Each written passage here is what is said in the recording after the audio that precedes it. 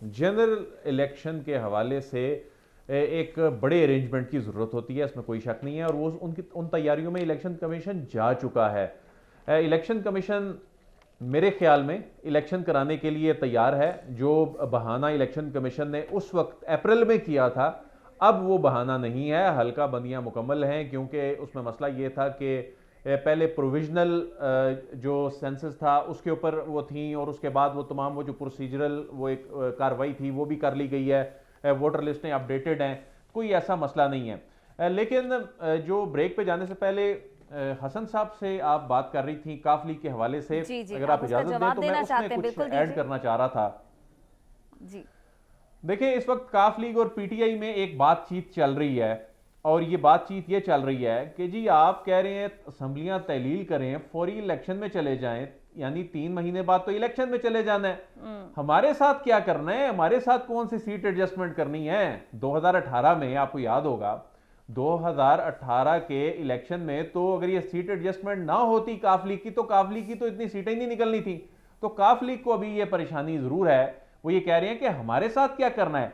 तो पीटीआई में ये राय पाई जाती है, पीटीआई की जो आला क़यादत है वो ये कह रही है जी कि सीट एडजस्टमेंट इस मर्तबा वो वाली हमने नहीं करनी जो 2018 में की थी। अच्छा, इस मर्तबा अगर आपने हमारे साथ चलना है तो हमारे टिकट पे चलना होगा।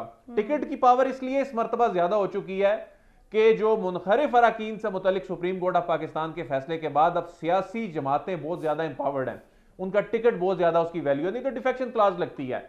तो ये इस वक्त जो है एक बातचीत इनकी चल रही है आपस में, और पाकिस्तान तहरीक इंसाफ कह रही है जी कि हमारे साथ भी मामलात फिर हमें बताएं ना जी, कि अगर असम्बलियां तोड़नी है या मुस्तकबिल में भी इवन अगर जनरल इलेक्शन में, चाहे वो अगले साल में अक्टूबर में जाके भी होते हैं, तो हमारे साथ फिर किस तरह से चलना है। अगर काफ लीग कोई सियासी धोखा देती है पाकिस्तान तहरीक इंसाफ को, वो भी ये अफोर्ड नहीं कर सकते, क्योंकि इस वक्त जो काफ लीग का या मोनस इलाई साहब की बड़ी फॉलोइंग है, या परवेज इलाई साहब जो हैं वो उनकी बड़ी वाह वाह हो रही है, तो उसकी एक बड़ी रीजन जो है वो पीटीआई का वोटर है, जो कि अगरचे बहुत से मामलात में पीटीआई का वोटर इनसे नाराज भी है। वो इंतजार कर रहे हैं कि कब ये इत्तेहाद कब तक चलता है, तो वो खामोश बैठे हुए हैं। जो बहुत से लोग, इवन क्यादत के लोग, उनसे जब बात होती है तो वो बहुत सारी रीजंस की वजह से जो हालिया डेवलपमेंट हुई हैं, जो खान साहब पे हमला हुआ उसके बाद की सूरत हाल, तो वो नाराज भी हैं।